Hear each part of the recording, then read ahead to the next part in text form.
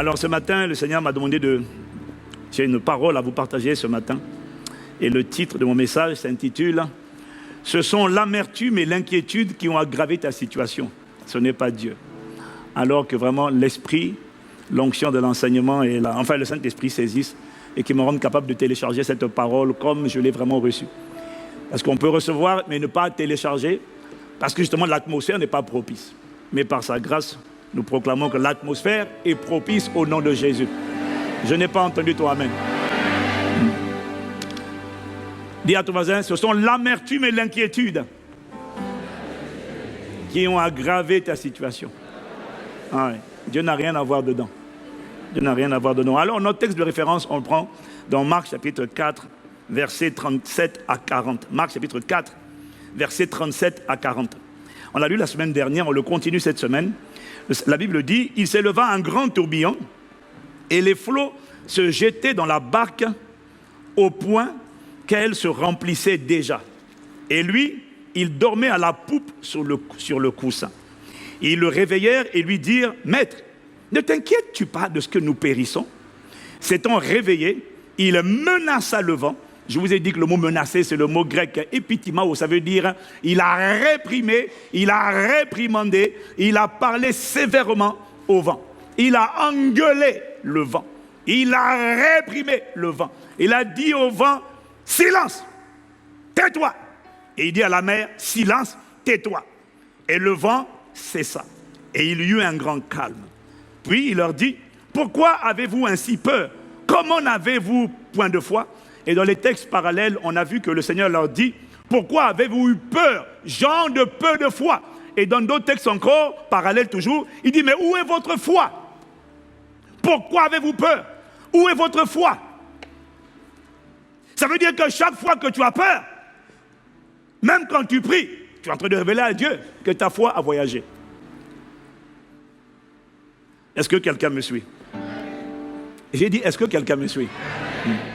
Tu sais, la qualité de l'inspiration va dépendre de ta coopération et de ta capacité à créer une atmosphère propice au relâchement de la parole. Oui. Deux villes, Nazareth et Génézareth. C'est le même Jésus, il n'a pas fait les mêmes choses. Nazareth, l'atmosphère était bloquée, il n'a pas pu couler. À Génézareth, quand il est arrivé, il y avait un tel enthousiasme, une telle ferveur, que sans qu'il impose les mains aux gens, les malades commençaient à être guéris. Les gens lui disaient seulement, permets-moi seulement de toucher le bord de ton vêtement, et ils étaient guéris. À Nazareth, il a dû faire beaucoup d'efforts. Il a dit, dire à un paralytique, lève-toi, marche. Le gars dit, j'ai mal. Lève-toi, marche, j'ai mal. Lève-toi, marche, je suis fatigué. Oh! C'est l'atmosphère. C'est pas Jésus, c'est la qualité de l'atmosphère. Ne mets pas ça sur le pasteur. C'est la qualité de l'atmosphère qui fait la différence. Et qui donne au Saint-Esprit, parce que le Saint-Esprit, lui, il exige la soif. Et la soif, ça se manifeste. La soif, ça se prouve. La soif, ça se démontre.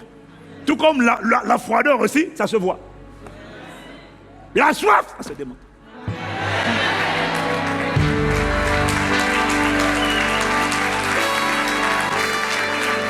Si quelqu'un me suit, qui dise Amen.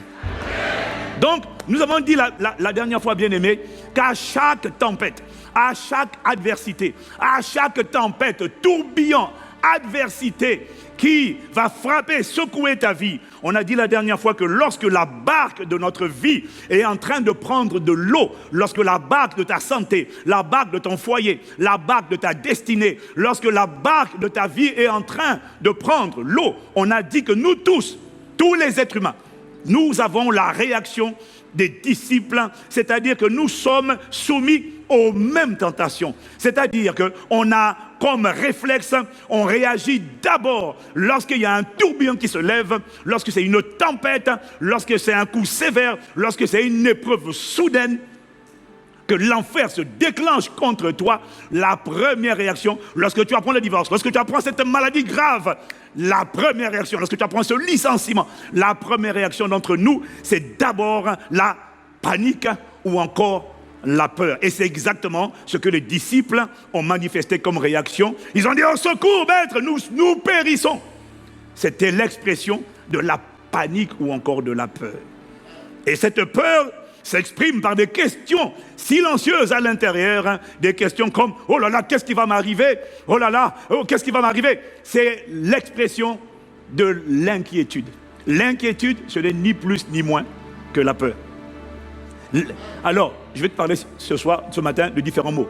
Que l'on mette, parce que le monde a remplacé le mot peur par des mots plus doux comme anxiété, inquiétude, angoisse, phobie, quoi encore, préoccupation. Tout ça, c'est la peur. Est-ce que tu me suis? Donc, lorsque un tourbillon, une tempête se lève contre toi, tu seras comme tout le monde. Quand tu es traumatisé, le premier réflexe, c'est d'abord la peur. Oh là là, qu'est-ce qui va m'arriver? Est-ce que je vais mourir? Qu'est-ce qui va m'arriver? Est-ce que quelqu'un me suit? Ça, c'est quand on est enfant de Dieu, quand on est croyant. Là, on est en train de parler de quand on est croyant. Enfin, la peur, c'est tout le monde. La peur, c'est tout le monde. Mais la deuxième réaction qu'on a tendance à manifester, tout le monde, enfin pas tout le monde, la plupart des gens, c'est la déception qu'on exprime vis-à-vis de Dieu. Seigneur, comment tu peux laisser ça arriver? Comment tu peux laisser un aussi grand tourbillon m'arriver? Comment tu peux laisser une telle tempête frapper ma vie? Comment tu as pu laisser ça arriver?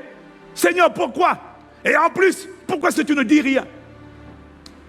Et on a dit que c'est de cette déception que naissent dans nos cœurs l'amertume, ou encore la déception, ou encore la tristesse, ou encore l'abattement, ou encore le découragement, ou encore parfois l'irritabilité, la colère, la jalousie, les querelles. On a dit que tout ça, en réalité, ce ne sont que les fruits d'une racine qu'on appelle l'amertume. Est-ce que quelqu'un me suit? Donc, face à l'adversité, quand je parle de... Parce que là, la Bible dit qu'il s'éleva un grand tourbillon. Et on a vu la semaine dernière que ça, ce n'était pas Dieu. Un grand tourbillon qui se lève contre toi pour te souffler et qui envoie l'eau dans la bague de ta vie, c'est une mauvaise nouvelle qui fond soudainement sur toi. Et on a vu que dans ces cas-là, il est naturel d'être tenté. C'est-à-dire, il est naturel que la peur, que l'anxiété, donc je donne les différents synonymes de la peur, il est naturel que l'anxiété, que l'inquiétude, que le stress, que l'angoisse, que la panique, dès que quelque chose va secouer ton cœur, secouer ta vie, c'est normal que ces sentiments-là, pas entrent en toi, non. La tentation, c'est pas que ça rentre. La tentation, c'est lorsque tu as toutes sortes de sentiments mauvais qui viennent frapper à la porte de ton cœur. C'est ça la tentation. La tentation, c'est la semence, c'est le diable, l'ennemi qui vient semer, livrer et dire top, laisse-moi rentrer. Est-ce que quelqu'un me suit? J'ai dit, est-ce que quelqu'un me suit? Donc chaque fois que tu as un grand tourbillon qui se lève dans ta vie, est-ce que tu comprends de quoi je parle d'abord? Est-ce que quelqu'un ici a déjà été soufflé par un tourbillon? Quelque chose qu'il n'a pas vu venir, et quand c'est venu, boum, tu as pris ça en plein. Et tout de suite, il y en a, c'est la santé qui a commencé à prendre l'eau. Il y en a, c'est le foyer qui a commencé à prendre l'eau. Il y en a, c'est la confiance en soi qui a commencé à prendre l'eau. Il y en a, ce sont les relations qui ont commencé à prendre l'eau. Il y en a, c'est le travail qui commence à prendre l'eau. C'est-à-dire que l'eau rentre de tous les côtés. Tu dis, Le premier réflexe, c'est la panique. Mais ça ne veut pas dire que tu es obligé de paniquer. Mais ça veut dire que tu seras tenté de paniquer. Est-ce que quelqu'un me suit? Tout le monde sera tenté de paniquer, et tout le monde sera tenté d'être déçu, d'être frustré, d'être amer et d'être irrité. Mais on a vu que c'est normal d'être tenté, mais ce n'est pas normal d'ouvrir la porte, parce qu'un autre choix est possible. Je n'ai pas entendu ton amen. On a vu que c'est normal d'être tenté. C'est normal que la colère dise laisse-moi rentrer. C'est normal que la jalousie dise laisse-moi rentrer. Tu as vu ce que l'autre a eu, alors que toi aussi tu voulais avoir la même chose. C'est normal, laisse-moi rentrer. On a vu que l'impudicité va dire c'est normal, laisse-moi rentrer. La masturbation va dire c'est normal, laisse-moi rentrer. Mais on a vu qu'on peut choisir une autre réponse et qu'il y a une différence entre ce qui se passe et les pensées qu'on laisse rentrer. Ce n'est pas parce que quelque chose secoue mon âme que je suis obligé de laisser mon âme sombrer. Je ne suis pas obligé de laisser rentrer la colère. Je ne suis pas obligé de laisser rentrer l'amertume. Je ne suis pas obligé de laisser rentrer la jalousie. Je ne suis pas obligé de laisser rentrer le rejet. Ouais, je ne suis pas obligé. Je ne suis pas obligé de donner aux gens la télécommande. Je ne suis pas obligé de donner aux gens la télécommande pour me piloter à distance. Ouais. Quelqu'un dit Amen. On n'est pas obligé de subir. On a vu qu'on peut riposter à condition d'utiliser les antidotes de Dieu. D'autant que n'importe quelle tempête, n'importe quel tourbillon, n'importe quelle adversité qui se lève dans ta vie, en vérité, peut aussi se coucher très vite. Exactement comme celle de Jésus, qui s'est levée contre Jésus, s'est recouchée très vite. Donc, quelqu'un me dit Amen. Elle peut se coucher très vite si elle est réprimée. Elle peut se coucher très vite si elle est bien adressée de la bonne manière. Ça veut dire que n'importe quel tourbillon, n'importe quelle tribulation qui se lève contre toi, n'importe quelle adversité n'est pas obligée de durer. Ça veut dire que la barque de ton corps, de ton travail, de ta maison, de ton foyer, de ta destinée, la barque peut prendre l'eau sans pour autant que cela ne se transforme en noyade. Il faut dissocier, prendre l'eau et se noyer. Ça peut commencer à prendre l'eau, mais la bonne nouvelle, c'est que l'eau peut finir par évacuer vite et on n'est pas obligé de finir par la noyade. Ah, si tu me reçois, donne-moi Amen. Oui. Parce que le vent peut se taire, la tempête peut se calmer. La situation n'est pas obligée de s'aggraver. Donc l'aggravation, la détérioration, la noyade, oui, de cette situation ne sont donc pas une finalité pour celui qui marche avec Dieu. Je suis en train d'essayer de te dire que cette histoire qui a commencé, qui s'est levée dans ta vie, ce tourbillon, je suis en train de te dire que ce n'est pas obligé de finir en tragédie. Ce n'est pas obligé de finir en tragédie si tu marches par l'esprit et si tu comprends le message que le Seigneur veut te donner aujourd'hui. Voilà pourquoi la tragédie s'arrête dans ta vie au nom de Jésus. Ah oui, ça s'arrête. Là où la barque prenait l'eau, bien-aimé, le Seigneur va nous accorder la grâce cette semaine d'évacuer l'eau, d'évacuer les symptômes, d'évacuer les catastrophes, d'évacuer les calamités. Là où tout semblait noir, le Seigneur va souffler sur nous sa miséricorde, ses bienfaits, ses compassions. Et ce qui avait commencé à te noyer va être refoulé au nom de Jésus. Tu ne mourras pas, tu ne finiras pas inondé par ce problème, inondé par cette maladie, inondé par ce divorce, inondé par ces blessures de l'âme bien-aimée. Une autre issue est possible. C'est ce que les disciples ont expérimenté et c'est ce que le Saint-Esprit va faire avec toi et moi également au nom de Jésus. Donne-moi Amen si c'est à toi que je parle. Alors le texte de Marc chapitre 4 au verset 37 ici, le texte nous dit que lorsque cette tempête, lorsque ce grand tourbillon s'est levé, Jésus dormait. Au verset 38, il est écrit, et lui, il dormait à la poupe sur le coussin. Il dormait. Moi, je vais dire plutôt, il se reposait parce que de toute façon, quand on dort, on se repose. Amen. Amen. Ah. Le texte nous dit que Jésus dormait où il était au repos. Et pourquoi est-ce qu'il dormait? Le diable va te faire croire qu'il dormait parce qu'il n'en a rien à faire. Et c'est ce sentiment-là, de ce que Dieu ne dit rien, il dort, ça veut dire qu'il n'en a rien à faire. Ça veut dire qu'il est indifférent à ma souffrance. Ça veut dire qu'il n'entend pas mes cris. Et ce sont des forteresses, ce sont des raisonnements, ce sont des pensées que l'ennemi va essayer de nous envoyer pour nous donner l'impression que Dieu n'en a rien à faire. Et c'est cette impression que Dieu n'en a rien à faire qui fait naître la déception, qui fait naître l'amertume, qui fait naître la vexation et qui fait naître l'offense. Est-ce que quelqu'un me suit? Est-ce que quelqu'un me suit? C'est ça que le diable veut nous faire croire. Or, la vérité, c'est que Jésus dormait, il se reposait. Pourquoi? Il se reposait parce qu'il n'était pas inquiet pour eux. Il se reposait parce qu'il n'était pas inquiet pour les disciples.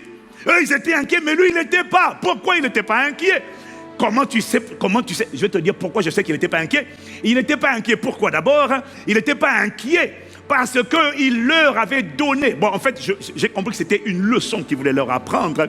Mais je vais te dire à ton sujet et à mon sujet, pourquoi il n'est pas inquiet lorsque ta vie prend l'eau, ta santé prend l'eau, tes finances prennent l'eau, ton foyer prend l'eau, ta destinée prend l'eau.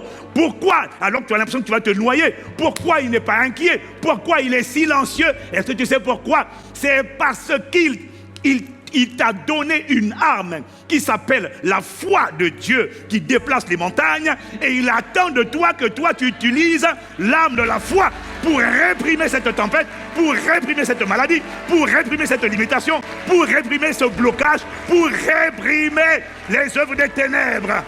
Ah, je n'ai pas entendu ton amen. Pourquoi il se reposait? Parce qu'il comptait sur eux pour utiliser leur foi. La preuve de ça, c'est qu'il leur a demandé, mais pourquoi avez-vous peur? Où est votre foi? Si vous avez la foi, vous l'auriez utilisée. Utilisez-la vous-même. Parlez à la tempête, réprimez-la. Mais hier, il l'a fait, parce que hier, il était leur consolateur. Mais il les a prévenus. Un jour viendra où je ne serai plus avec vous, je serai en vous. Là, ça sera à vous, ça sera plus moi de parler pour vous. Ça sera à vous. Je ne vais plus agir pour vous, mais je vais agir par vous. Ah. Je n'agirai plus pour vous, j'agirai par vous. C'est-à-dire, je vais agir de l'intérieur. Quand tu vas parler, je veillerai sur ma parole pour l'exécuter. Alors pourquoi Jésus n'était pas inquiet? Il n'était pas inquiet. Et aujourd'hui encore, la raison pour laquelle il est souvent silencieux, c'est parce qu'il t'a donné une arme qui s'appelle la foi de Dieu. Et il attend que tu utilises cette foi pour ordonner à cette montagne, à cette adversité, you shut up! Tais-toi! Va dormir! Back up! Recule! Dégage de ma vie! Dégage de mes enfants! Dégage de ma destinée! Dégage! Si tu me suis, tu dis Amen. Je suis en train de te dire ce que j'ai entendu. Il m'a dit, il n'est pas inquiet, il est silencieux. Pourquoi? Parce qu'il attend de toi que tu prennes l'âme du bouclier de la foi et que tu éteignes ces traits enflammés du malin. Que tu réprimes cette montagne. Est-ce que quelqu'un me suit? C'est pour ça que des fois on ne l'entend pas. Il dit, mais moi je suis en toi. Vas-y, parle, déclare. Je veille sur ma parole que j'ai mise dans ta bouche pour l'exécuter. Prophétie, prophétise, fils de l'homme. Parle à la montagne. Dis-lui ce qui va lui arriver. Ah, les gabalasa.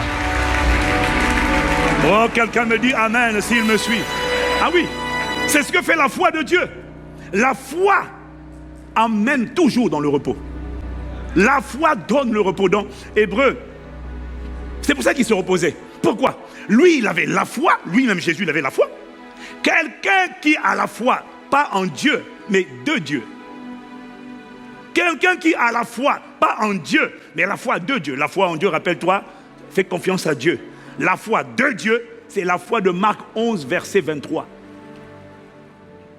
Je vous le dis en vérité, si quelqu'un dit à cette montagne, déplace-toi avant ça, dans Marc 11, verset 23, avant ça, il dit, ayez la foi, oui, en fait, le verset précédent, c'est ça, il dit, oui, ayez foi en Dieu, voilà. Le grec ne dit pas ayez foi en Dieu, le grec dit ekopististeo, ça veut dire, l'anglais a traduit, ayez la foi de Dieu. Et puis après, il démontre c'est quoi la foi de Dieu. Et puis il leur dit, voilà, je vous explique c'est quoi la foi de Dieu. C'est pas la foi en Dieu, c'est la foi de Dieu. Ça veut dire que c'est la foi avec laquelle Dieu lui-même opère, Dieu lui-même agit. Si quelqu'un dit à cette montagne, déplace-toi de là, dégage, jette-toi dans la mer. Et s'il ne doute pas dans son cœur que ce qu'il dit arrive, il le verra s'accomplir. La bonne nouvelle, c'est que tu le verras s'accomplir. Je n'ai pas entendu ton amen. Jésus avait cette foi en lui. Et il attendait que les disciples manifestent la même foi. Parce que cette foi-là, quand les tempêtes se lèvent, la foi donne le repos. Et Hébreux 4, verset 3 nous dit, pour nous qui avons cru, nous entrons dans le repos. Quand on a la foi de Dieu, on se repose automatiquement. La foi de Dieu te délivre du stress, de l'embarras, de la panique, de l'agitation. Elle te rend serein, elle te rend calme. Ça sera ton expérience à partir de ces enseignements dans le nom de Jésus. Oh, si c'est à toi que je parle, donne-moi un meilleur amen. Donc, il y a des situations où Dieu ne parle pas parce qu'il attend que toi, tu parles. En fait, il va parler à travers toi. Et quand il va parler à travers toi, c'est lui qui va déplacer la montagne. Toi, tu parles, lui, il veille sur sa parole en toi pour l'exécuter. Mais alors, quelqu'un va me dire, mais pasteur, tu dis que Dieu comptait sur moi pour dompter cette adversité. Mais si c'était vrai, pourquoi la situation a empiré? Pourquoi la situation s'est aggravée? Pourquoi la barque a pris l'eau et l'eau n'a pas été évacuée? Au contraire, elle a continué de monter. Pourquoi la maladie qui avait commencé petit est allée en s'aggravant? Pourquoi les crises conjugales? Pourquoi les limitations? Hier, j'avais l'impression que j'étais combattu, j'avais un blocage. J'ai l'impression qu'aujourd'hui, il y a une multiplication de blocages. Est-ce que quelqu'un comprend un peu de quoi on est en train de parler? Si tu dis qu'il suffisait de réprimer, pourquoi dans mon cas, la situation s'est aggravée? Pourquoi la maladie s'est aggravée? Pourquoi la situation ne fait qu'empirer? Ça fait depuis 1950 que je prie. Et depuis 1950, je n'ai pas vu une seule amélioration, mais je n'ai vu que de la détérioration.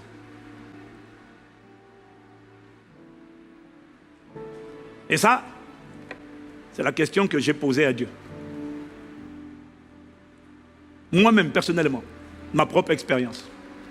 Ayant, comme dit Paul, ayant été confronté, comme Paul, à une infirmité de la chair, depuis plus d'une dizaine d'années, moi-même, j'ai posé la question à Dieu.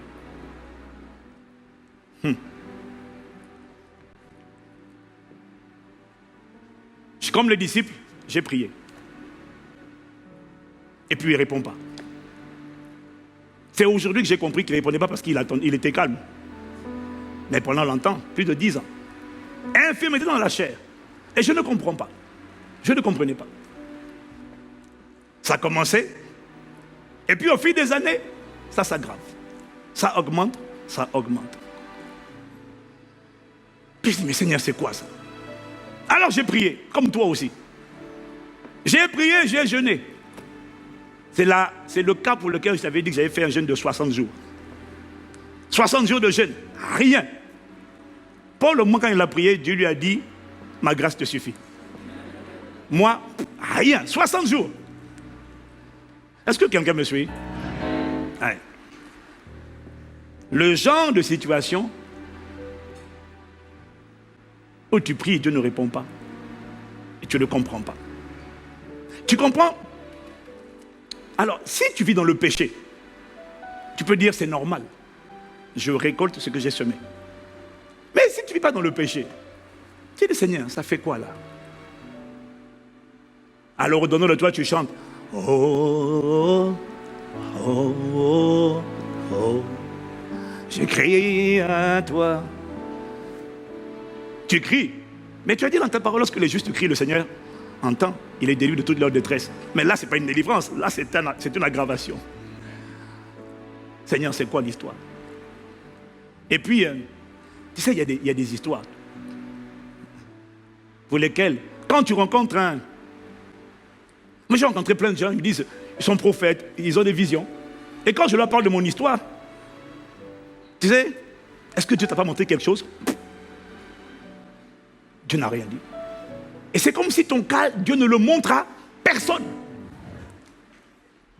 Parce que parfois, au moins, si quelqu'un te dit, ah, le Seigneur m'a montré, j'ai vu en vision, toi, ça peut t'aider. Hein? Tu dis, ah, Dieu s'est souvenu de moi. Parce que lorsque Dieu révèle ta situation à quelqu'un, tu te dis, ah, au moins, il pense à moi. Non, mais est-ce que quelqu'un comprend de quoi je parle? Hein? Mais quand tu dis aux gens, mon cas là, vous n'avez pas une parole? Non. On continue seulement de prier. 14 ans de continuer de prier. 14 ans. Alors, tu vois, récemment j'ai pris un temps de retraite. Et puis j'ai demandé au Seigneur, mais explique-moi un peu. C'est quoi ton intérêt dans tout ça? Pourquoi la situation? Bon, ce n'est pas mon sujet de prière. Mais si tu me permets, Seigneur. Je ne suis pas là pour ça, mais juste une question quand même. Tu gagnes quoi dans tout ça? Tu gagnes quoi? C'est quoi ton intérêt? C'est quoi? C'est pas ta volonté, je le sais. Pourquoi ça s'est aggravé? Est-ce que quelqu'un a déjà vécu une situation qui a commencé petite et puis qui a pris de l'eau? Quelqu'un déjà? Non, pas toi encore. Hein? D'accord, vis encore un peu de temps. Et ce qui va me choquer, ce qui m'a choqué, c'est ce qu'il m'a répondu.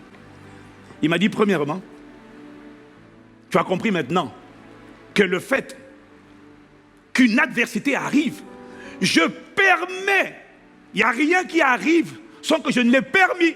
Mais ça ne veut pas dire que c'est moi qui l'ai envoyé. Ça ne veut pas dire que c'est ma volonté. Tu as compris la semaine dernière que tout ce qui arrive n'est pas ma volonté. Il y a des choses qui arrivent, mais c'est le diable, comme là dans le cas de Marc chapitre 4, ce vent, c'est le diable qui s'est levé et qui a soufflé. Ce n'était pas moi. Donc tu as compris que tout ce qui arrive, ce n'est pas mon désir. J'ai permis, c'est vrai, mais tout comme j'ai permis que le vent souffle, le tourbillon souffle, et que l'eau rentre dans la barque des disciples avec Jésus. Ça, j'ai permis. Mais il m'a dit, moi j'ai permis, au début. Mais la détérioration là, l'aggravation là, ça c'est pas moi. Je suis pour rien du tout. Et puis je lui ai dit, mais comment ça tu es pour rien du tout? Il m'a dit, ça c'est pas moi. Il m'a dit, ça c'est toi. Je lui ai dit, comment ça c'est moi? Il m'a dit, c'est toi. J'ai dit, Seigneur, c'est moi. Et puis là, il a ouvert mes yeux pour comprendre quelque chose, mais de subtil. Il m'a dit, ce qui s'est passé, c'est que tu as laissé 2 semences de poison qui sont l'inquiétude. Ça, c'était un. Et puis, deuxièmement, la déception. Appelle-le comme tu veux. La déception, l'amertume, l'aigreur, qui a produit après des fruits. Tu les as laissés rentrer en toi. Et en plus de ça, tu m'as tenu pour responsable de l'aggravation de ta situation. Parce que je n'ai pas parlé et je n'ai rien dit. Alors tu m'as blâmé. Est-ce que quelqu'un me suit? Ouais. Il m'a dit, tu m'as blâmé parce que il y a une chose que tu n'as pas compris de moi. Et vous savez, quand l'Esprit m'a parlé, il m'a dit tout ce que je savais, qui était écrit, mais c'est comme si un voile venait de tomber de mes yeux. Il m'a dit, mais en fait,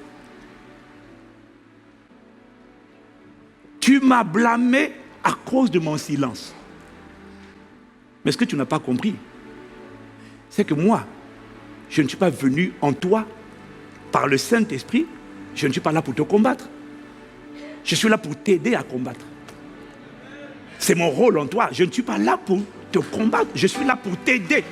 On m'appelle le consolateur. Je suis là pour exercer tes mains au combat.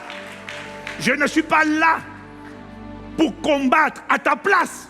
Je suis là pour combattre avec toi et à travers toi. Avec ta foi et avec ta bouche. Je ne suis pas là pour faire le travail à ta place. Je suis là pour le faire à travers toi. Tout ce que Dieu fait, tout ce que je le fais à travers toi. Je fais infiniment, abondamment, au-delà de ce que tu penses ou imagines, par ma puissance qui agit en toi. Donc, si comme ma puissance illimitée arrive en toi et qu'elle rencontre de l'incrédulité, pouf, elle s'éteint. Et maintenant, tu n'as pas compris. Je ne suis pas là pour te combattre. Si tu as compris ça toi aussi, pourquoi tu dis, Seigneur, pourquoi tu fais ça dans ma vie? Qu'est-ce que je t'ai fait? Mais si tu lui dis, qu'est-ce que je t'ai fait? Pourquoi tu fais ça? Pourquoi tu laisses faire ça? C'est comme si tu vois Dieu comme celui qui attend de te combattre. Même Job, ce n'était pas lui. C'était Satan. Dieu n'est pas là pour te combattre. Il est là pour t'aider. On l'appelle le Paraclétos. Il m'a dit, je suis en toi pour exercer tes mains au combat, pour t'apprendre à revêtir l'armure, pour t'apprendre à exercer l'épée de l'esprit, pour t'apprendre à manier le bouclier de la foi, pour t'apprendre à prendre les chaussures du zèle, pour t'apprendre à revêtir le casque. Je suis là pour t'aider, le consolateur. Et ça, tu ne l'as pas compris. Et c'est pour ça que tu m'as blâmé, parce que chaque fois que tu blâmes Dieu, c'est comme si c'est lui qui te fait la guerre, c'est pas lui. Il a dit, ils te feront la guerre, mais ils ne te vaincront pas, parce que je suis avec toi pour te délivrer. C'est pas lui qui te fait la guerre. Il est là pour t'aider à combattre, pas pour avoir la victoire, pour manifester la victoire de la croix. Mais pour ça, tu as besoin de moi. Je suis le consolateur. Je viens t'assister, je viens t'aider. Je viens t'instruire, te montrer la voie que tu dois suivre. Je viens te conseiller et je viens veiller sur toi. Marche sur ma parole. Parle comme ça. Réponds comme ça. Pose cet acte. Honore-la. Fais ci, fais ça. Je suis là pour t'aider.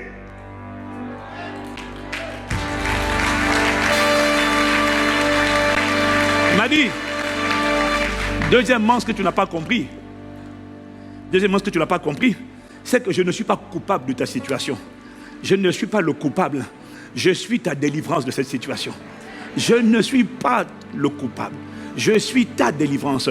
Troisièmement, ce que tu n'as pas compris, c'est que je ne suis pas ton problème. Je suis ta solution. Quatrièmement, il m'a dit, je ne suis pas contre toi. Je suis avec toi. On m'appelle Emmanuel. Dieu est avec nous. C'est parce que tu n'as pas compris ça. Tu sais pourquoi tu n'as pas compris ça? Parce que la déception, l'amertume, l'aigreur, tu vois, ce sentiment que tu as eu là par rapport au fait que Dieu était silencieux, n'a pas fait que te polluer le cœur, mais il a tordu la vision, le portrait, la compréhension, la révélation que tu as de Dieu. Mais ce qu'il m'a dit, je le savais. Mais quand il m'a dit, mais l'aggravation, la détérioration, c'est pas moi. Je suis avec toi. Je suis là pour t'aider. Mais le problème, c'est que tu m'as blâmé. Le problème, c'est que tu me fais des reproches. Le problème, c'est que tu te méfies de moi. Tu pries, c'est vrai. Parce que tu n'as pas le choix, tu es comme Pierre. Et tu dis, à qui irions-nous? Tu as les paroles de la vie, je vais aller où encore? Je ne vais pas repartir en enfer. Alors je suis là, je suis avec toi, je vais prier. Tu pries, mais tu es déçu de moi. Tu pries, mais tu es aigri. Et tu n'es même pas aigri contre le diable, tu es aigri contre moi. Parce que tu considères que si je pouvais faire quelque chose, je l'aurais déjà fait. Mais je ne peux pas faire pour toi, je fais par toi.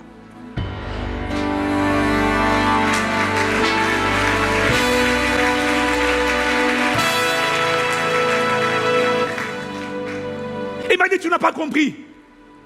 Il y a ce que Dieu permet, et puis il y a ce qui s'aggrave.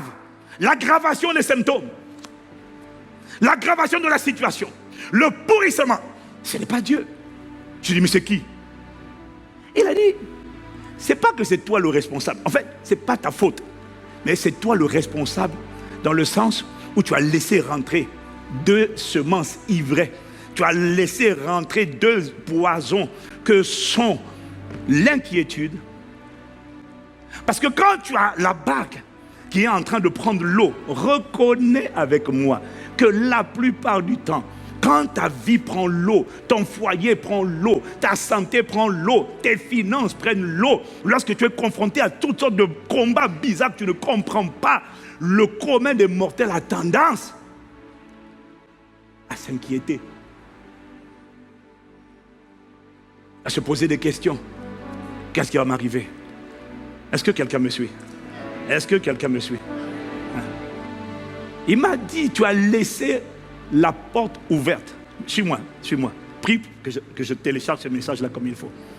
Tu as laissé la porte ouverte à 2 ennemis. 1, l'inquiétude. Appelle-le l'anxiété, le stress. Ça fait plus joli, il paraît. L'angoisse. Oh, je stresse, hein. Oh, c'est l'anxiété. Crise d'angoisse, hein. Bon, l'angoisse, il n'aime pas trop parce que angoisse, c'est associé à crise. Mais comme il n'y a pas de crise de stress, alors on aime bien le mot stress et anxiété. Dieu m'a dit de te dire, c'est la peur c'est la peur. Mais tu n'as aucune idée des dégâts de la peur. Tu as laissé rentrer la peur et tu as laissé rentrer la déception. Je sais que tu pries, mais à l'intérieur de toi, je ne comprends pas pourquoi ça dure. Je ne comprends pas pourquoi, Seigneur. Je ne comprends pas. Il m'a dit, je sais que tu as prié. Je sais que tu as jeûné. Mais prier et jeûner ne signifie pas qu'on a la foi. Prier et jeûner signifie qu'on a la foi en Dieu. Mais ça ne signifie pas qu'on a la foi de Dieu. Oh, Malezika Balazaya. Tu m'as invoqué, tu m'as prié, tu m'as supplié, tu as jeûné. Mais il m'a dit, tu n'as pas utilisé la foi que je t'ai donnée. La foi de Dieu pour menacer, réprimer la peur qui se cachait derrière cette adversité. Tu as prié. Mais dès lors, écoute-moi, tu as prié. Dis Amen. Mais dès lors, même quand tu as prié, dès lors que l'inquiétude, l'anxiété, la crainte, la peur sont quand même dans ton cœur, ça veut dire que tu n'as pas monté la garde et de ce que l'ennemi a quand même réussi à semer quelque chose dans ton cœur. Est-ce que tu me suis? Ça signifie que la foi de Dieu n'a pas opéré. Elle n'a pas marché. Parce que la foi de Dieu, c'est ce qui te permet justement de réprimer la montagne. Est-ce que tu me suis?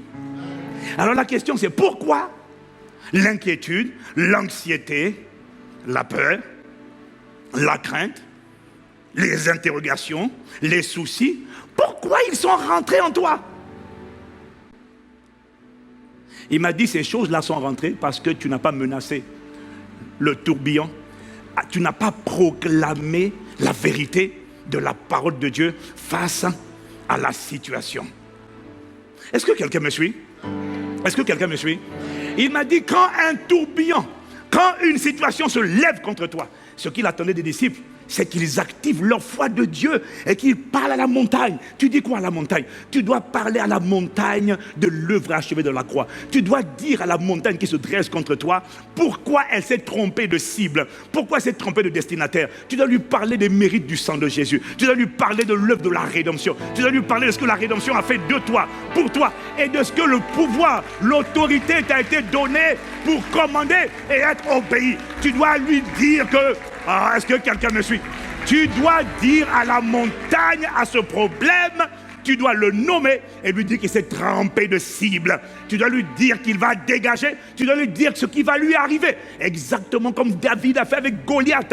C'est ce que fait la foi de Dieu. L'Esprit de Dieu m'a dit, lorsque une situation terrible t'arrive et que la peur veut venir rentrer dans ton cœur, parce que tu dois comprendre que chaque situation, chaque tourbillon, chaque adversité a une voix. La maladie a une voix, le divorce a une voix, le cancer a une voix, le chômage a une voix, la pauvreté a une voix. Est-ce que quelqu'un me suit? L'adversité a une voix. Tu ne peux pas te taire, tu dois parler. Parce que la plupart, beaucoup, lorsqu'ils ont peur, pourquoi la peur finit par rentrer? Parce que tu n'as pas parlé, verbalisé. Tu dois dire à cette montagne, tu dois dire à cette maladie, tu dois dire à ce problème, tu dois lui décrire qui tu es, ta nouvelle identité en Christ, tu dois lui décrire ce que le sang de Jésus a fait de toi, tu dois lui parler de l'œuvre achevée de la croix, tu dois lui parler de pourquoi il s'est trompé de cible, et tu dois lui dire ce qui va lui arriver. Tu t'es trompé, je vais te dire une chose, tu es tombé sur la mauvaise personne, parce que moi, je ne m'appartiens pas, ce n'est plus moi qui vis, c'est Christ qui vit en moi, et ce palais n'est pas à moi, c'est le temple de Dieu.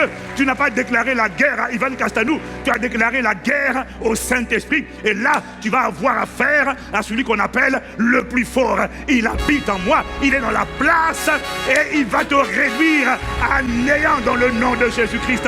Dieu a dit, te feront la guerre, ils ne te vaincront pas. On te cherchera, on ne te trouvera plus. Parce que tu es réduit à néant. Et quand tu dis ça, tu parles au divorce, tu parles à la pauvreté, tu parles à l'échec, tu parles à la sorcellerie, tu parles à la maladie, tu parles à la sorcellerie. Tu leur dis, vous vous êtes trompé de personne. Je suis une nouvelle création.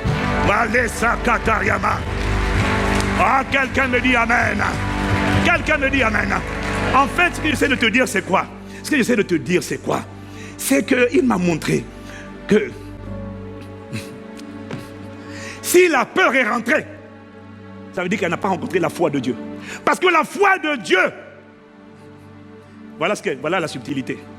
Même si l'eau est toujours là, la raison pour laquelle tu dois parler, et parler de l'œuvre achevée de la croix, parler de qui tu es et pourquoi il va s'éteindre, pourquoi cette tempête va être réduite au silence. Parce que lorsque ces mains ont été percées, la domination m'a été redonnée, l'autorité m'a été redonnée. Oh, quelqu'un dit amen. Oh, quelqu'un dit amen. Tu vois, même si l'eau est encore dans la barque, en fait, face à l'adversité qui se lève, face à cette tumeur qui a été découverte, ton premier combat n'est pas contre la tumeur, il est contre l'esprit de peur. Et avant de parler à la tumeur, à la maladie, tu dois savoir que la maladie vient toujours accompagnée d'une voix. Et c'est une voix intimidante, c'est une voix silencieuse, c'est une conversation invisible. C'est-à-dire, tu entends des voix à l'intérieur de toi, voix contre voix. Est-ce que quelqu'un me suit?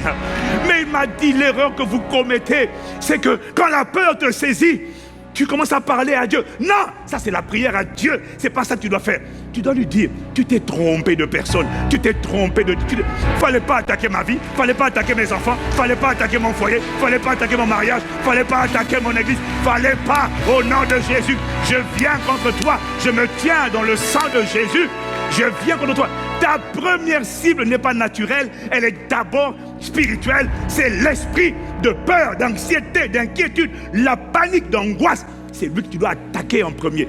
Parce que lui, quand il rentre, quand l'ennemi vient semer sa peur, c'est la peur qui fait tout le reste du travail. C'est ça qu'il m'a montré. Et comment on repousse la peur? En utilisant la foi de Dieu. Si tu me dis que tu as utilisé la foi de Dieu, mais que tu as encore peur, ça veut dire que la foi de Dieu n'a pas opéré. Donc tu n'as pas activé la foi de Dieu. Elle n'était pas là. Elle n'a pas agi. Parce que c'est celle qui réprime la peur et qui assied dans ton cœur la foi.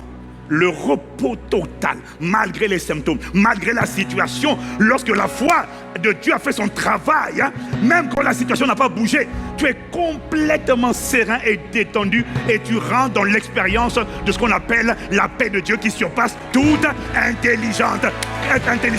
Que cette paix soit ton partage au nom de Jésus. Parce que cette paix-là, qui surpasse toute intelligence, c'est celle qui permet maintenant à l'invisible, dans l'invisible, au Saint-Esprit, de faire son travail et d'en mener à manifestation les choses dans lesquelles tu as cru. Est-ce que quelqu'un comprend de quoi on a... Est-ce que tu comprends ce que l'Esprit essaie de télécharger? Si tu me dis j'ai pris autorité mais tu as peur, ça n'a pas marché. Ce n'était pas la foi de Dieu, c'était la foi en Dieu. La foi de Dieu, amen. Amen. Dans le repos. Est introduit dans la sérénité. Alors, ce que j'essaie de te dire, c'est que quels que soient les vents, les tempêtes, les adversités, les montagnes qui se dressent contre ta vie, ne commets plus jamais l'erreur de rester silencieux. Parce qu'il y a des gens, quand ils ont des problèmes terribles qui se lèvent contre eux, ils sont dans le silence, ils sont en train de prier à Dieu. Non! Ce n'est pas le temps de prier à Dieu. C'est le temps de dire à cette montagne, tu t'es trompé de cible, tu t'es trompé de personne. Dans le nom de Jésus, je me tiens dans le sang, je me tiens dans les acquis de la rédemption. Et je viens contre toi. L'erreur, c'est de dire à Dieu, mais pourquoi tu fais ça? Qu'est-ce que je t'ai fait? C'est pas lui, c'est la montagne. Parle à la montagne, parle à la montagne. Est-ce que quelqu'un me suit? Dis à ton voisin, parle à la montagne. C'est ça l'erreur. Même si la situation n'a pas changé sur le champ, parce qu'elle ne change pas sur le champ. Non, elle ne change pas sur le champ. La foi ne produit pas un changement instantané la plupart du temps. Non. Mais la foi activée garde ton cœur et tes pensées en Jésus-Christ. Selon qu'il est écrit, ne vous inquiétez de rien. Philippiens 4, verset 6. Mais en toutes choses, faites connaître vos besoins à Dieu par des prières et des supplications, avec des actions de grâce. Et la paix de Dieu qui surpasse toute intelligence va garder votre cœur et vos pensées en Jésus-Christ. Et lorsque ton cœur est dans la paix, alors le diable n'arrive plus à semer la peur, la panique, l'angoisse, le stress, la phobie, l'anxiété dans ton cœur. Parce que lorsqu'il est passé et qu'il a semé ça dans le cœur, la vérité, bien aimé, la vérité, c'est que tout le reste, c'est la peur qui va faire. Ouais. C'est la peur qui va faire. Est-ce que quelqu'un me suit? Parce que, même scientifiquement aujourd'hui, hier on ne savait pas, et la Bible le disait déjà, la peur, toute seule, quand elle est semée, elle va produire des dégâts dans ton cœur et dans ton corps. Est-ce que quelqu'un me suit? La peur va semer des dégâts dans ton cœur. Elle neutralise ta foi. Elle anesthésie ton cerveau. Elle paralyse tes capacités. La peur fait voler en éclats tes défenses spirituelles, ton bouclier de la foi. Lorsque tu as peur, le bouclier saute. Lorsque la peur rentre, je vous ai dit que la peur, c'est l'éclaireur du royaume des ténèbres. Lorsque la peur rentre, le bouclier part en éclat. Et tu deviens une passoire. Tu deviens vulnérable. Tu deviens à la merci de tout ce dont tu as peur. Selon ce que Job a dit dans Job chapitre 3 au verset 25. Ce que je redoute, ce que je crains, c'est ce qui m'arrive. Ce que je redoute, c'est ce qui m'atteint. Est-ce que quelqu'un me suit? Donc, ce qui t'a détruit en premier, c'est la peur que tu as laissée. Tu continues de prier, mais tu ne vois pas que malgré tes prières adressées à Dieu, ce qui est en train de te ranger de l'intérieur, ce qui est en train de désactiver ta foi, ce qui est en train de retarder l'accomplissement des prophéties, ce n'est pas Dieu. C'est la peur qui est en train de créer un chaos, qui est en train de faire un carnage à l'intérieur de toi. Et toi, pendant ce temps, tu es là, oh Seigneur, je ne comprends pas, Seigneur, je ne comprends pas. Il m'a dit, mais ce n'est pas moi. Regarde ce que tu as laissé rentrer. Tu as laissé rentrer la peur. Elle a poussé des fruits. Elle a poussé des plantes. Et ce sont ces plantes, oh bien-aimé, elle est en train, la peur paralyse ta foi et t'empêche de recevoir quoi que ce soit de Dieu. Puisqu'il faut que celui qui s'approche de Dieu croit que Dieu existe et qu'il est le rémunérateur de ceux qui le cherchent. Or, la peur dit à la foi, va dormir.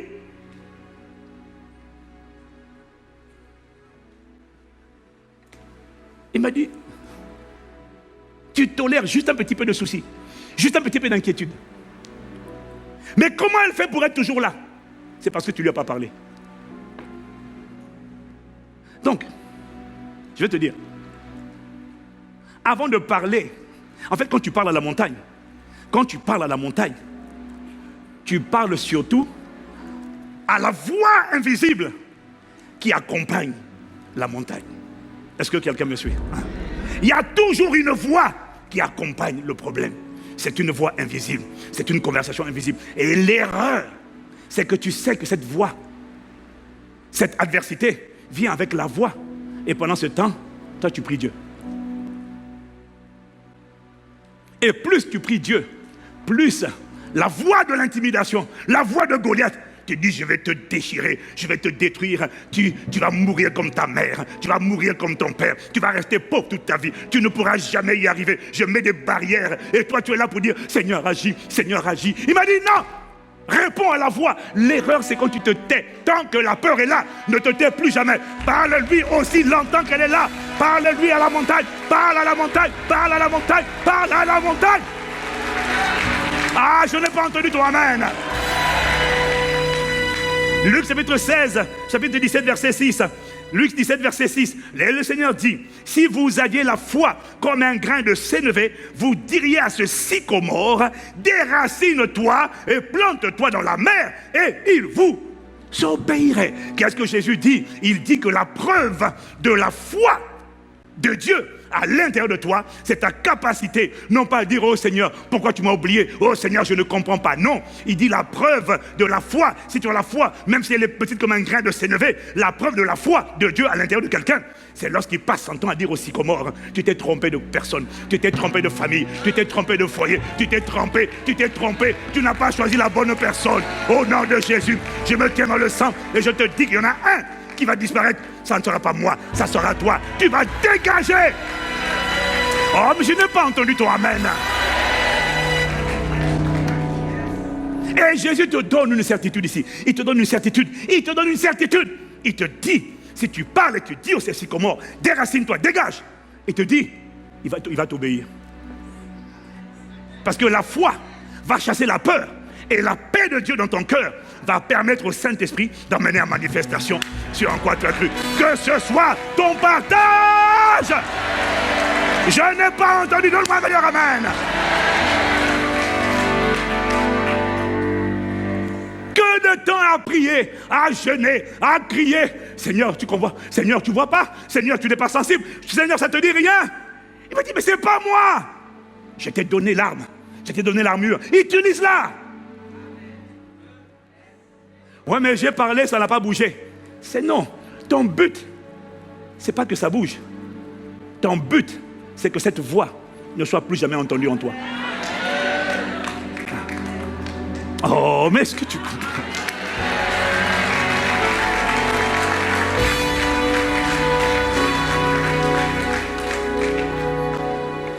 Le sycomore a une voix. Le problème a une voix. La sorcellerie a une voix. Les réclamations ont une voix. Les limitations ont une voix. Et te disent, tu ne franchiras pas ça. Personne dans ta famille n'a franchi ça. Et toi, tu passes ton temps. Les fibromes ont une voix. Ils n'ont pas qu'une douleur. Les maladies n'ont pas que des douleurs. Elles ont des voix. Et toi, tu dis, Seigneur, au nom de Jésus, partez mettre ici. Arrête de parler à Dieu. Arrête de parler à Dieu. Parle de Dieu à cette montagne. Parle-lui du sang. Parle-lui de ce qu'il te donne. Le problème, la plupart ne font pas ça, tu sais pourquoi? Quand il faut parler. Vous savez, le combat spirituel, dis avec moi le combat spirituel. Le combat spirituel, vous n'avez pas compris, c'est une affaire totalement juridique. Satan, il y a le droit céleste. Ce n'est pas une affaire de prier. C'est une affaire de connaître les arguments sur lesquels tu dois t'appuyer pour présenter ton cas. La plupart des délivrances que moi je fais, je ne crie pas au début. Je ne crie pas. Je fais que parler. Je commence. Je me tiens dans les acquis du sang de Jésus. Je me tiens dans le sang. Je m'appuie sur les acquis de la rédemption. Je viens contre vous qui dites qu'il y avait 1000 endométrioses dans ce corps et qui cause des douleurs méchantes. Et vous dites qu'elle est à vous. Vous vous appuyez sur un document pour dire elle est à nous, elle n'aurait pas dû franchir ça, elle n'aurait pas dû faire ça, elle n'aurait pas dû sortir du cadre de sa famille, elle n'aurait pas dû vouloir se démarquer. On a un document sur lequel on s'appuie, ses ancêtres nous l'ont donné. J'ai une mauvaise nouvelle pour vous. Ma parole, la Bible dit que l'acte dans les ordonnances nous condamnait et qui subsistait contre nous, Jésus l'a détruit en le clouant à la croix. Donc, le document mystique occulte sur lequel vous vous appuyez pour dire elle est à nous, on a le droit de bloquer sa vie, de bloquer son mariage, de bloquer ses finances, de bloquer sa santé, on a le droit. J'ai une mauvaise nouvelle, ce document était un faux document. Voici l'acte de rédemption, voici le sang de la rédemption qui parle en sa faveur et qui réclame sa vie, et qui réclame sa liberté, et qui réclame sa guérison, et qui réclame sa prospérité. Voici les marques du sang, voici les marques du sang. Ah!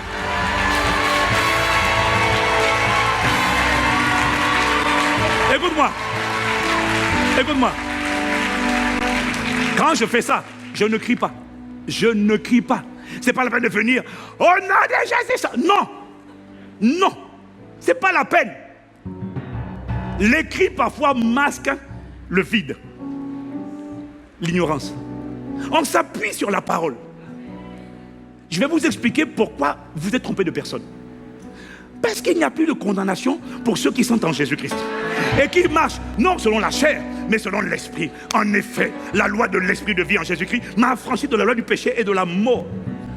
Donc, quiconque élève la voix contre moi dans le monde des ténèbres, je le condamne en jugement et je commande que ce qu'il a dit retombe sur sa tête au nom de Jésus-Christ. Tu sais quoi? Quand je parle comme ça, demande à mes pasteurs avec qui je prie parfois. Quand je parle comme ça, je n'ai pas crié. Dès que je parle, à un moment donné, j'ai dit, surtout quand j'arrive à la partie, je dis, le document que vous tenez est un faux document. Voici le vrai document. Voici le sang. Regardez, je n'ai rien dans la main. J'ai dit seulement, regardez le sang.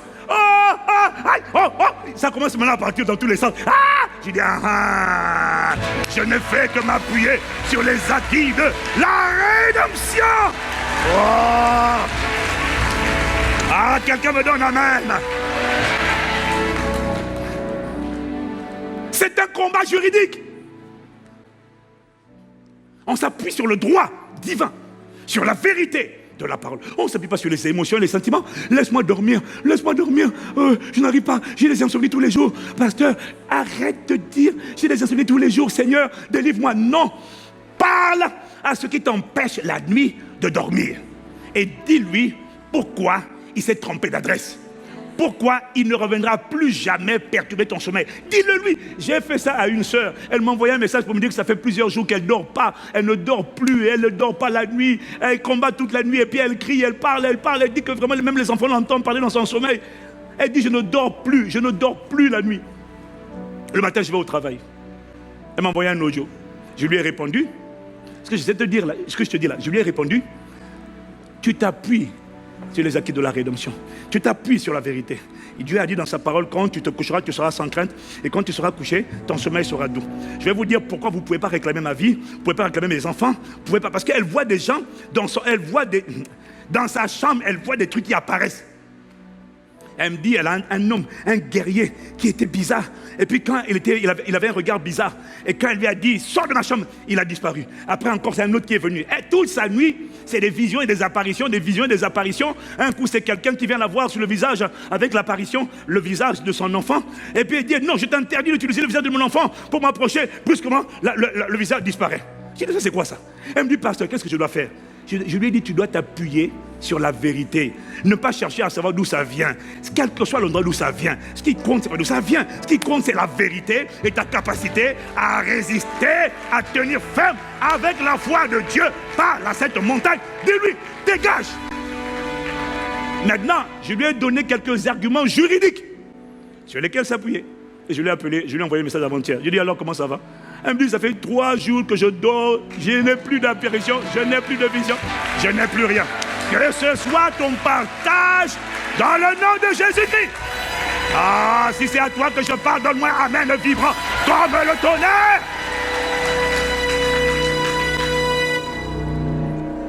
Si tu pries, mais que tu as toujours la peur, l'anxiété, cette anxiété, non seulement paralyse tes exaucements, parce qu'elle bloque ta prospérité, parce qu'elle enlève ta foi, mais cette anxiété détruit ton corps. Et il m'a dit, c'est ça qui fait que, au début on a déclaré un cancer, et puis après tu entends que ça s'est généralisé. Mais bien aimé, aujourd'hui, la science prouve que le stress, que la peur dérègle le système immunitaire. La peur, l'anxiété, l'inquiétude, toutes ces choses-là emmènent le corps à disjoncter, emmènent le corps à se combattre lui-même, emmènent le corps à produire des choses, emmènent les AVC, emmènent l'hypertension, emmènent tellement de problèmes, emmènent des problèmes gastriques, emmènent toutes sortes de problèmes. La peur est ce qui te démolit de l'intérieur et qui aggrave, quand c'est physique, qui détériore ta santé. Alors, tu dois la dégager. Vendredi, on va prier ici, à 22h.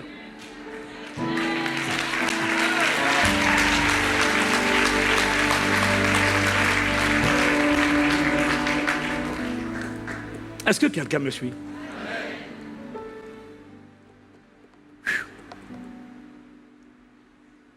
Dieu m'a dit, tu as prié, Tu as jeûné. Tu m'as invoqué. Mais en même temps, tu m'as reproché. Tu m'as fait un procès dans ton cœur. Tu m'as reproché d'être indifférent à ta souffrance.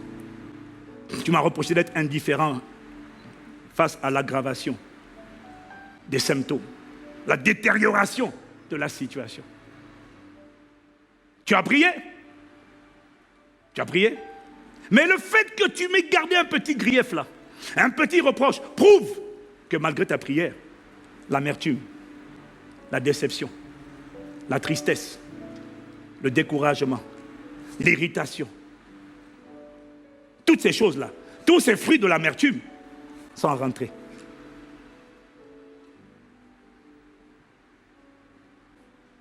Tu as laissé ce grand tourbillon te voler ta joie. Tout à l'heure, c'était la paix. Mais il m'a dit, tu as laissé la situation, tu as laissé la maladie dérober ta joie. Et l'amertume s'est faufilée. Et quand l'amertume s'est faufilée, elle a produit des plantes. Ce sont ces plantes qu'elle a produites là, qui de l'intérieur font un travail de démolition de ton cœur et de ton corps. J'ai tué pour rien. C'est toi qui n'as pas veillé. Ma femme me racontait l'histoire d'un chirurgien à Saint-Maur. Le chirurgien racontait à une de ses employées, une femme qu'il a reçue, femme qui est une fille unique. Cette femme a donné naissance à une seule fille. Donc, elle aussi fille unique. Donc, maman unique, fille unique, et la fille unique a eu une fille unique, du moins pour l'instant. Et puis il y a eu un problème entre la maman et sa fille. Et la fille a dit à sa mère, à partir d'aujourd'hui, tu n'es plus ma mère. À partir d'aujourd'hui, non seulement tu n'es plus ma mère, mais tu ne verras plus jamais ma fille. Je n'ai plus ta fille, puisque tu n'es plus sa mamie. La fille a été odieuse envers sa mère. Et quand la fille a parlé comme ça à sa mère, la mère a senti une douleur dans l'estomac. Ah, ma fille! Quelques mois après, on lui a diagnostiqué un cancer de l'estomac. Alors dis-moi, ça c'est une histoire vraie, ici en Île-de-France. Dis-moi, qui est responsable de ce cancer de l'estomac? L'amertume. Enfanter l'aigreur. Enfanter la tristesse. Enfanter des douleurs intérieures. L'amertume te démolit de l'intérieur. L'amertume vole ta joie.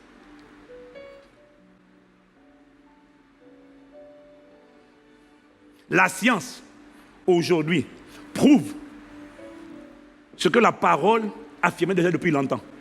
C'est qu'il y a un rapport très étroit entre l'état de ton âme et l'état de ton corps. On le savait.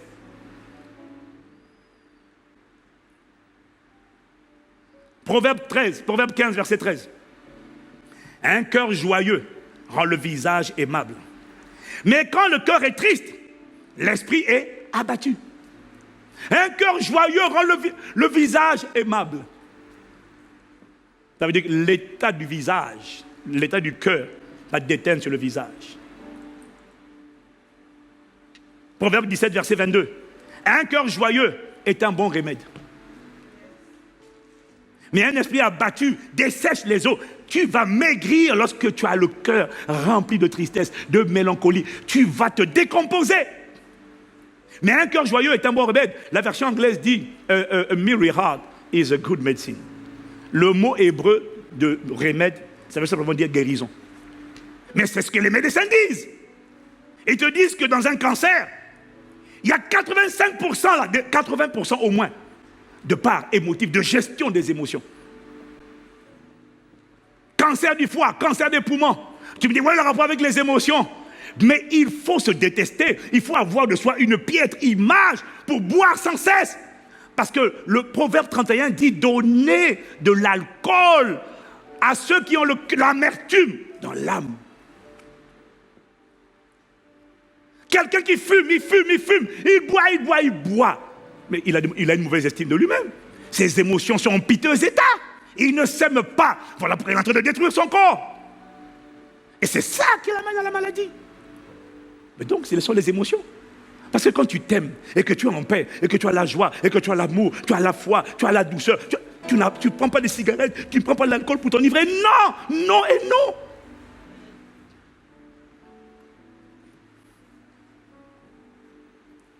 L'amertume fait des dégâts dans ton corps. Mais l'amertume fait des dégâts dans ton âme. Je vous l'ai dit, la déception, l'aigreur, toutes ces choses détruisent ton comportement, elles affectent ton attitude, elles affectent tes relations, elles affectent ta santé. C'est l'amertume qui pousse quelqu'un à se droguer, à se saouler, à fréquenter les gangs, à être violent. Parce que dans l'amertume, il y a la colère, il y a l'irritabilité. L'amertume, quand elle est dans ton cœur, te démolit de l'intérieur. Il m'a dit, c'est elle, avec l'inquiétude, qui cause la dégradation, la détérioration. Tu as prié. Tu as prié. Et pour toi, prier, c'est suffisant. Dieu m'a dit non. Ce qui compte, ce n'est pas ta prière d'abord. C'est qu'est-ce qu'il y a dans ton cœur. Parce que Jésus a dit, c'est ce qui est dans le cœur qui souille l'homme. C'est ce qu'il y a dans le cœur qui démolit de l'intérieur. Et Dieu n'est pas responsable de ça. Tout ce qu'il te dit, c'est venez à moi, vous qui êtes chargés, fatigués. Je vous donnerai du repos. Il faut que j'enlève ça de ton cœur. Ces choses te démolissent. Ces choses causent des courts-circuits. Et dans ton cœur, et dans ton corps. Et ça dérègle tout. Tes promesses, ils les envoient balader. Parce qu'ils mettent le boxon, le chaos. Mais c'est toi qui as laissé rentrer. Et tu sais comment tu as laissé rentrer l'amertume? Oh, ça tu l'as compris maintenant. Il m'a dit, l'amertume est rentrée lorsque face à l'eau qui rentrait dans ta vie commençait à prendre de l'eau, tes finances, ta santé, ton mariage, tes relations. L'amertume est rentrée lorsque face à l'adversité, tu n'as pas choisi d'abonder en action de grâce. Tu n'as pas choisi, je vais bientôt atterrir, suis-moi, je t'en supplie. Tu n'as pas décidé. Toi, tu attends de sentir. Quels que soient les enseignements que tu entends, dès que tu prends un coup qui te fait mal, Dieu dit, rends grâce d'abord. Je te dis, il m'a dit de te dire, l'amertume, tu vois, tu as prié à Dieu. Oh, secours, Seigneur, nous périssons. Ça n'empêche pas l'amertume de rentrer. L'amertume fait son travail de démolition. Est-ce que ça, tu me comprends? Non, est-ce que ça, tu comprends? Lorsque, face à ce grand tourbillon, face à cette mauvaise nouvelle, face à cette maladie, face à cette limitation, face à ces blocages, face à ces barrières, face à ces barricades, face à ces événements tragiques, tu n'as pas choisi de pratiquer l'antidote de Dieu, qui dit d'abord dans 1 Thessaloniciens 5, verset 18, il dit « Rendez grâce en toutes choses, car c'est à votre égard la volonté de Dieu en Jésus-Christ. » Ça veut dire dites merci simplement, dites merci à Dieu. Dans Éphésiens 5, verset 20, rendez continuellement grâce pour toutes choses. Dites continuellement merci. Qu'est-ce qui se serait passé si à cause de cette mauvaise nouvelle, dans cette mauvaise nouvelle, tu avais dit merci à Dieu de ce qu'il est là? Si tu lui avais dit merci de ce que tu n'es pas là pour me combattre, tu es là pour m'aider à combattre. Merci de ce que tu n'es pas contre moi, tu es avec moi. Emmanuel est dans la barque de ma vie. Ça veut dire que ça va chauffer ici pour celui qui est en train de m'attaquer. Merci de ce que tu n'es pas le problème, tu es ma solution. Merci de ce que tu n'es pas celui qui m'amène des difficultés, tu es ma délivrance. Oh, je te rends grâce de ce que tu es dans ma vie. Et c'est parce que tu es dans ma vie que ma situation ne restera pas comme elle est. Je te rends grâce. Est-ce que tu peux dire merci à Dieu pour ça? Seigneur, tu as dit, ils te feront la guerre, mais ils ne te vaincront pas, parce que tu es avec moi pour te délivrer. Je ne suis pas seul, je ne suis pas délaissé, je ne suis pas abandonné. Merci de ce que tu es avec moi. Merci de ce que tu es en moi. Merci de ce que tu es sur moi. Merci de ce que le plus fort est dans la place. Oui, mais tu dis ça quoi? Tu viens de perdre un enfant? Oui. Tu viens de perdre un proche? Oui. Tu viens d'apprendre une mauvaise nouvelle? Oui. Tu dis merci de ce que je ne suis pas délaissé. Je ne suis pas abandonné. Tu es toujours sur le trône. Alléluia. Merci pour ta présence. Merci pour tes compassions. Elles ne sont pas épuisées. Tu les renouvelles chaque matin. Chaque matin. Chaque matin. Combien Dieu est grand. Chantons-le, combien Dieu est bon maintenant. Dieu est bon. Et tous verront combien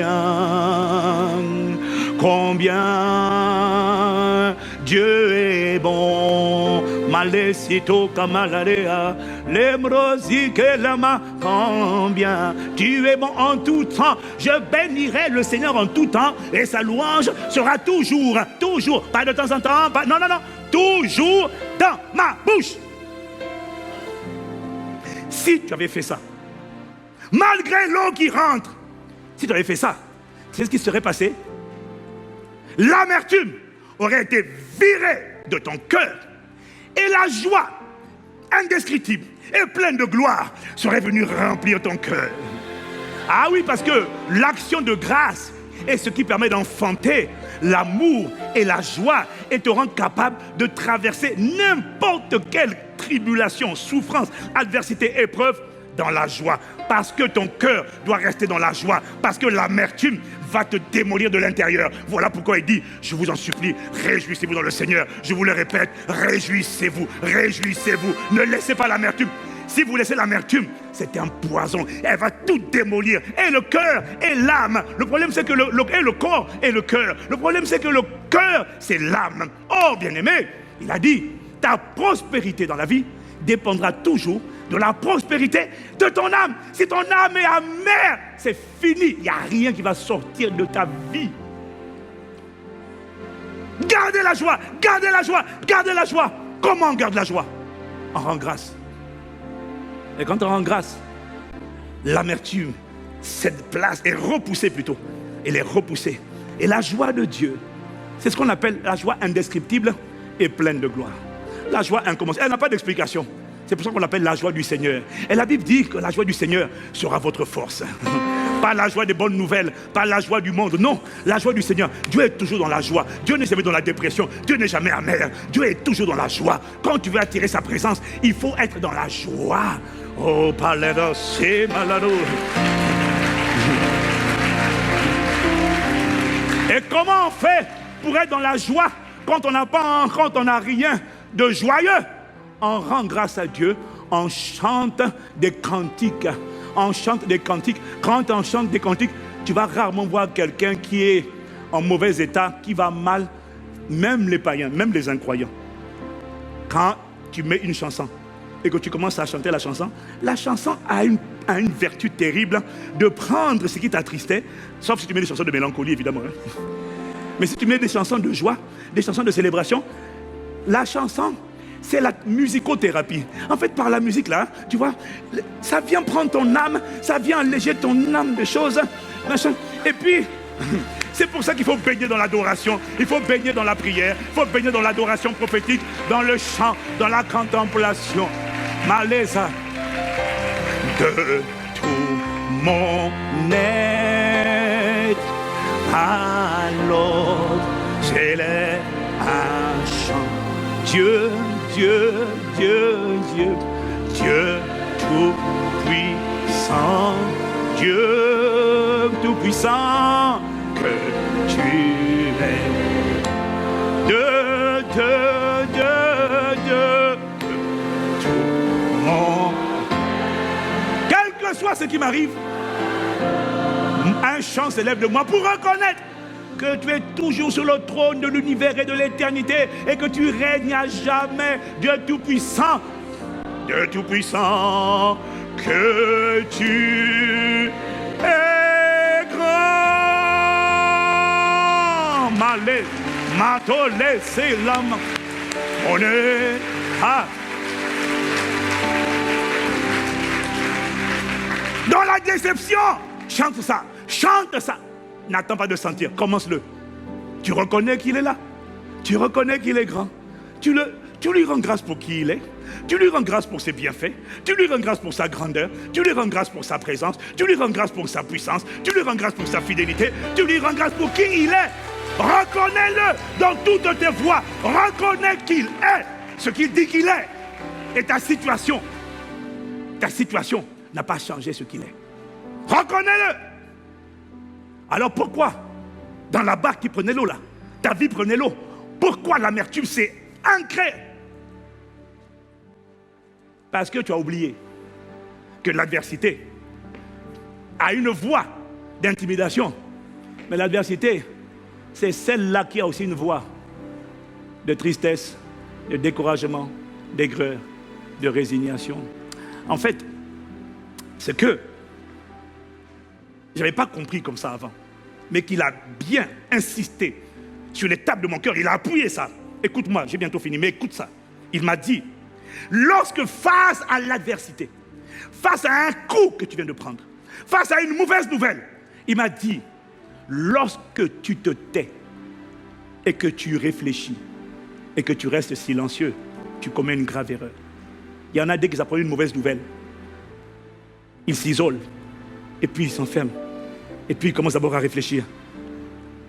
Sache que pendant que tu es en train de réfléchir, pendant que tu es en train de te taire, l'adversité là a une voix. Pourquoi ça t'arrive? Qu'est-ce que tu as fait? Tu vois, c'est Dieu avec toi. Pourquoi il permet ça? Oh non, ça c'est ton Dieu là. C'est lui que tu pries, il n'est pas bien. Dès que tu as une adversité sévère, un combat sévère, une tempête sévère, la pire erreur que tu puisses commettre, c'est de te taire. Il m'a dit, dès que tu as un coup qui te frappe, élève la voix. Commence à chanter. Commence à chanter. Pourquoi? Si tu ne chantes pas, tu vas l'accuser. Si tu ne chantes pas, tu vas lui faire un procès alors qu'il n'y est pour rien. Parce qu'une voix vient te parler. Comment tu peux? Tu pries, tu crois en Dieu. Comment il peut permettre ça? Ça, c'est un Dieu bon, ça. La seule manière de faire taire cette voix, c'est de ne pas se taire, mais de la dégager en faisant monter un chant de louange, un chant d'adoration de tout mon être. Alors, s'élève un chant, Dieu, Dieu, Dieu, Dieu tout puissant, que tu es grand de tout mon être, de tout mon être. Alors s'élève un chant. Oh bien-aimé, l'erreur que tu as commise, c'est celle-là. Dans le malheur et l'adversité, il y a trop d'entre vous, m'a-t-il dit, vous vous taisez et vous réfléchissez. Il y a des choses pour lesquelles on ne se tait pas, on n'attend pas, on ne réfléchit pas. À la moindre mauvaise nouvelle, on clenche tout de suite un chant de reconnaissance, un chant de louange. Commence. Si tu te tais, si tu te tais, sache que l'adversité a une voix qui, elle, ne se tait pas. Comment on riposte?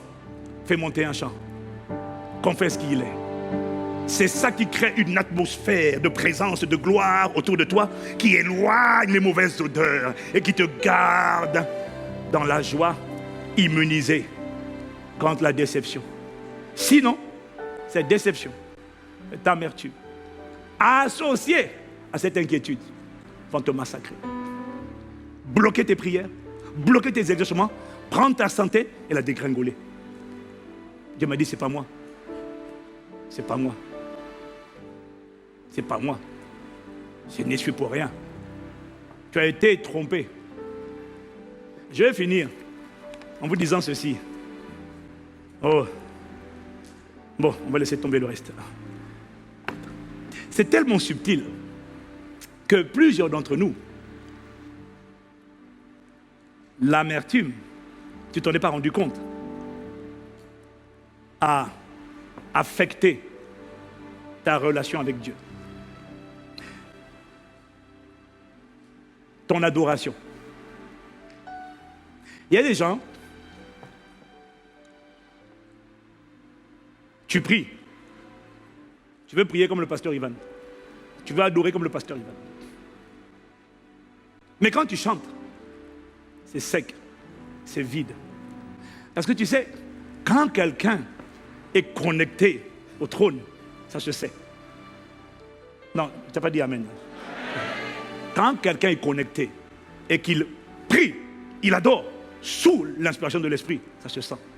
Il n'a pas besoin de faire beaucoup d'efforts. On sent juste qu'il y a des fleuves. Il y a une source en moi. Il y a une source en moi qui jaillit dans mon âme, qui coule à flot du fond du cœur vers toi, Seigneur. Il y a une source à l'intérieur de moi. Il y a une source en moi. Il y a une source en moi qui jaillit dans mon âme. Ça coule à l'intérieur. Qui coule à flot du fond du cœur vers toi, Seigneur. C'est un fleuve de louange et oh, pas.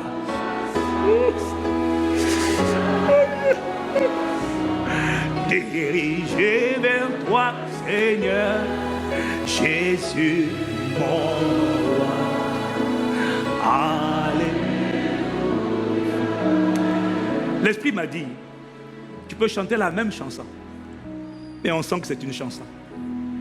Parce qu'on ne sent pas ces fleuves d'eau vive connectés depuis le trône de Dieu et puis sortir de toi. Tu as chanté la chanson, mais il n'y a rien qui sort de la chanson.